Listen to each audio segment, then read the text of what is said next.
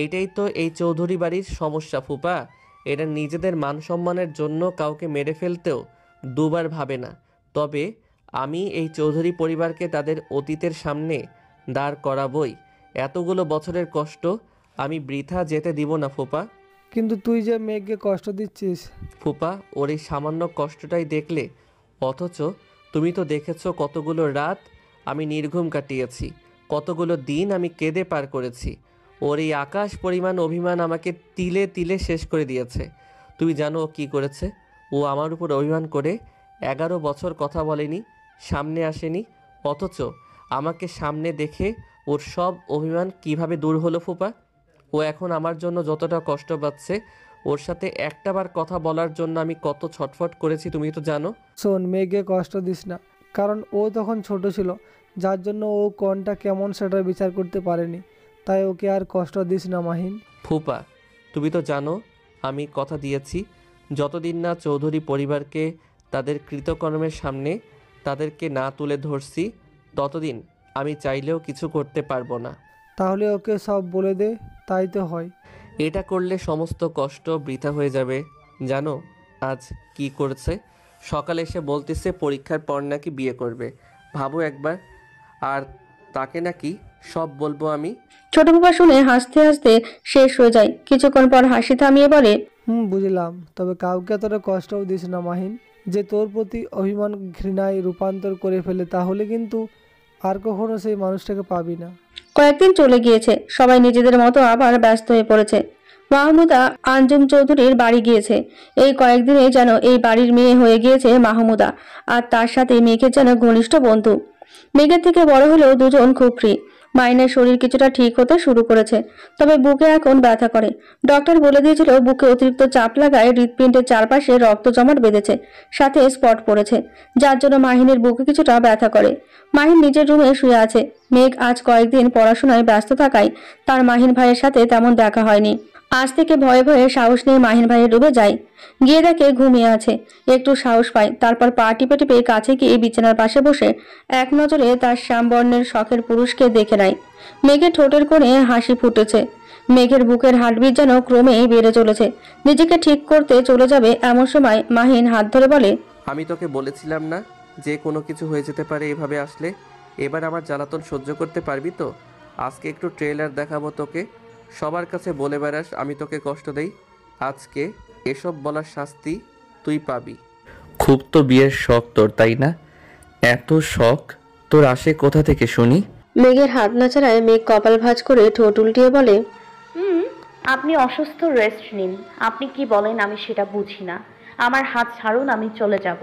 মেঘের কথা শুনে মাহিন টান দিয়ে নিজের ওপর নিয়ে মেঘের দুই বাহু ধরে পাশে শুয়ে মাহিন মেঘের উপর হয়, কিন্তু মেঘকে টাচ করছে না, তবে মেঘকে উঠতেও দেবে না। এমন ভাবে করে মেঘের মুখ বরাবর মাহিন নিজের মুখ রাখে। মাহিন ভাইয়ের এই কর্মকাণ্ডের মেঘের বুকের ধুকপুকানি অনেক বেড়ে গিয়েছে। এই বুঝে হৃৎপিণ্ড বুক ফেটে বেরিয়ে আসবে। মেঘ চোখ বড় বড় করে মাহিন ভাইয়ের দিকে তাকিয়ে আছে। এই বুঝে চোখ দুটি কোটর ছেড়ে বেরিয়ে আসবে।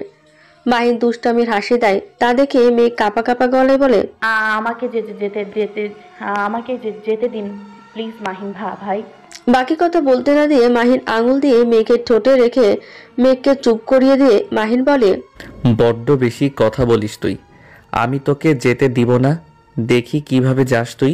হঠাৎ মেঘের ঠোঁটে মাহিন ভাইয়ের হাতে ছোঁয়া পেয়ে মেঘের সারা শরীর যেন বরফের ন্যায় জমে যায়। একদিকে যেমন সারা শরীরে শিহরণ বয়ে যায়, অন্যদিকে সারা শরীর কাঁপছে মেঘের। এর আগেও মেঘের সাথে এমন হয়েছে, তবে আজ যেন অন্যরকম। কেননা এর আগে মাহিন ভাই তাকে ছুলে মেঘের শরীর কেঁপে উঠল, আজ যেন আরো বেশি সেটা। মাহিন এই অবস্থা মেঘের কপালে আর গলায় হাত দিয়ে ভ্রুকুচকে বলে, কিরে, তোর তো জ্বর আসেনি, তাহলে কাঁপছিস কেন? আর শীত পড়েছে ঠিকই, কিন্তু আমার রুমে তো হিটার আছে, তো কাঁপছিস কেন? মেঘ বারবার মাহিনের ছোঁয়ায় আজ কেঁপে কেঁপে উঠছে। মেঘ কাপা কাপা গলায় আবারও বলে, জানি না আমি, আপনি প্লিজ ছাড়ুন আমায়। ও আচ্ছা, এবার বুঝলাম কেন মেঘবতীর এই অবস্থা। মাহিনের মুচকি হাসিতে যেন মেঘের অশান্ত মন শান্ত হয়ে যায়। মাহিন মেঘের কানের কাছে মুখ নিয়ে ফিসফিস করে বলে, আমার এতটুকু জ্বালানিতে তোর এই অবস্থা, তাহলে একবার ভাবতো আরো জ্বালালে তোর কি হবে। কথাটা বলে মাহিন মাথা উঠিয়ে মেঘের কপালে আঙুল রেখে তারপর নাক, তারপর ঠোঁট, তারপর থুতনিতে এনে থুতনিটা ধরে মাহিনের দিকে করে। মেঘ লজ্জায় লাল হতে শুরু করেছে। মাহিন ধীরে ধীরে মেঘের ঠোঁটের দিকে এগোচ্ছে। মেঘের ঠোঁট জোড়া কাঁপছে। মেঘের লজ্জা আরো বেড়ে যায়। চোখ একদম জোরে বন্ধ করে চেপে ধরে। মাহিনের নিঃশ্বাস মেঘের মুখের ওপর পড়ছে। মেঘের সারা শরীর বারবার কেঁপে কেঁপে উঠছে। এই জ্বালাতন মেঘকে শিহরিত করছে বারবার। মেঘের অবস্থা দেখে মাহিন হেসে মেঘের উপর থেকে উঠে আয়নার সামনে গিয়ে দাঁড়িয়ে টি শার্ট চেঞ্জ করে একটা ছাই কালারের টি শার্ট পরে নেয়। মেঘ যখন বুঝতে পারে তার কাছে কেউ নেই, পিড়পিড় করে চোখ মেলে মাহিন ভাইকে আয়নার সামনে দাঁড়িয়ে থাকতে দেখে মেঘ একটা দীর্ঘশ্বাস ফেলে শান্ত হয়। বুকে থুকপোকানি এবার একটু কমতে শুরু করেছে। মেঘ মনে মনে ভাবে, এই খাটাস ব্যাটার একটু বিশ্বাস নেই, আবার না জানি কি করে বসে। আমি বাবা পালাই। মেঘ দ্রুত উঠে ভয়ে দৌড় দিয়ে দরজার কাছে গিয়ে দাঁড়ায়। মাহির মেঘের কর্মকাণ্ড থেকে হাসছে। মেঘ দরজায় গিয়ে থেমে পেছন দিকে ফিরে দেখে তার মাহিন ভাই বেলি ফুলের কড়া পারফিউমটা গায়ে দিচ্ছে।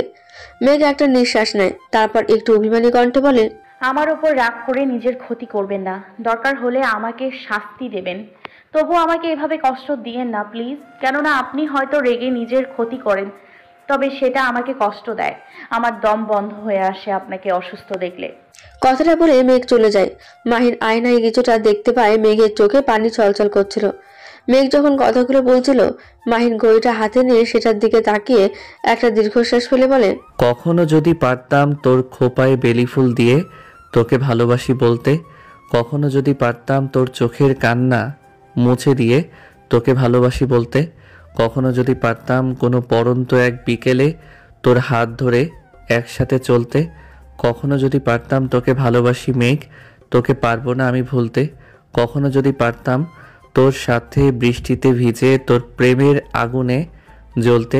কি করব বল, আমি নিজেও জানি না তোকে আমি নিজের করতে পারবো কি না। যতই দিন যাচ্ছে সবটা যেন অনিশ্চিত লাগছে, নিজের উপর বিশ্বাস হারাচ্ছি। বিকেলে একটু বাইরে গেলেও বেশি দূর যায়নি মাহিন। রাব্বিকে নিয়ে ফিরেছে। সন্ধ্যা হয়ে গিয়েছে। মাহিন আর রাব্বি পুকুর পাড়ে তেঁতুল গাছতলায় বসে আছে। মাহিনের শরীর কিছুটা ঠিক হলেও বাইরে যাওয়া আপাতত কিছুদিন নিষেধ আছে। প্রয়োজন ছাড়া যাওয়া যাবে না, তবে কাছাকাছি কোথাও যেতে পারবে। শীত পড়েছে। গ্রামের দিকে হাওয়ায় মোটামুটি ঠান্ডা লাগছে।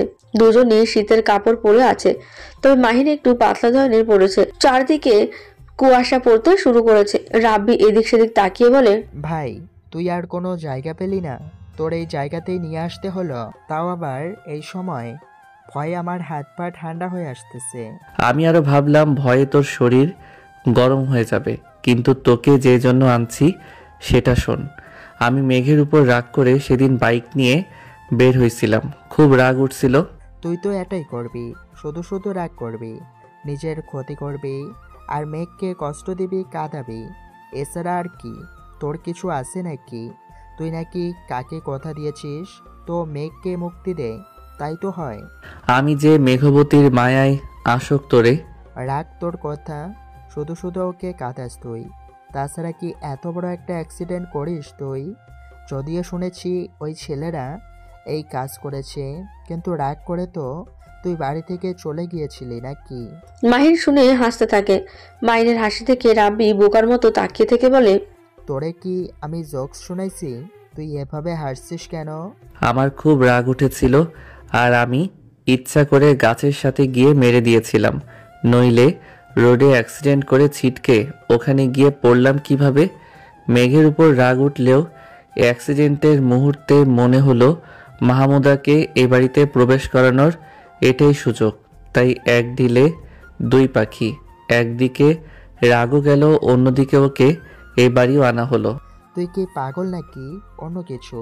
তুই কি আমায় নতুন চিনছিস নাকি? দে সিগারেট দে, ঠান্ডা লাগছে। রাব্বি সিগারেট এগিয়ে দেয়। দুজন আড্ডা দিতে থাকলে একটু পরে সে নিলয়েও যোগ দেয়। তিনজন মিলে অনেকক্ষণ আড্ডা দেওয়ার পর মোবাইলে দেখে প্রায় 9টা বেজে গিয়েছে। রাব্বি এবার ফেরার কথা জানায়, কেন শীতের সময় রাত 9টাও অনেক রাত মনে হয়। তারপর শীত বেশি পড়তে শুরু করেছে রাত বাড়ার সাথে সাথে। মাহিন রাব্বিকে জোর করে খেয়ে যাওয়ার জন্য, কিন্তু রাব্বি বাড়ি চলে যায়। নিলয় আর মাহিন একসাথে বাসায় ঢুকতেই খাবার টেবিলে বসে থাকা মানজুর চৌধুরী বসতে বসতে বলে, এই অবস্থায় কোথায় গিয়েছিলে এতক্ষণ? বড় আব্বু, আমরা ওই পুকুর পাড়ে বসে আড্ডা দিচ্ছিলাম। পুকুর পাড়ের কথা শুনতেই বৃষ্টি বর্ষা মেঘ তিনজনেই ভয়ে চোখ বড় বড় করে, কেননা ওরা ভূতে ভয় পায়। এরপর সবাই মিলে একসাথে খেতে বসে। খাওয়া দাওয়া শেষ করে যে যার রুমে গিয়ে শুয়ে পড়ে। আজ শুক্রবার সকালবেলা সবাই তৈরি হয়েছে আঞ্জুম চৌধুরীর বাড়ি যাওয়ার উদ্দেশ্যে। মাহমুদা আগে থেকে সেখানে আছে। কিছুক্ষণ পর সবাই পৌঁছে গিয়েছে। সব ভাই বোন একসাথে বসে গল্প করলেও মাহিন রান্নাঘরের পাশে বসে আছে। আঞ্জুম চৌধুরীর হাতের পায়েস মাহিনের সব থেকে বেশি পছন্দের। আঞ্জুম চৌধুরী, মরিয়ম বেগম এবং সাজেদা বেগম মিলে রান্না করছে। তবে পায়েসটা একান্তই আঞ্জুম চৌধুরী বানাবে। মাহিনকে বসে থাকতে দেখে আঞ্জুম চৌধুরী হেসে বলে, কিরে, তোরে না ঘরে যাইতে কইলাম, ওদের সাথে গিয়ে বস। ফুপুমণি, তুমি তো জানো তোমার হাতের পায়েস রান্না করাও যেন আমার ধৈর্যের পরীক্ষা মনে হয়। যতক্ষণ না হয় ততক্ষণ ঠিকভাবে থাকতে পারি না, এখানে বসে না খেয়ে শান্তি পাই না। আর এখন তো ভাগ বেড়ে গিয়েছে, তাই কারো বিশ্বাস নেই। ভাব বেড়ে গিয়েছে মানে? আগে তো আমি একাই ছিলাম, তারপর নিলয়, সাদিয়া, মেঘ, এখন আবার মাহমুদা। তুমি বরং আমাকে দিবে।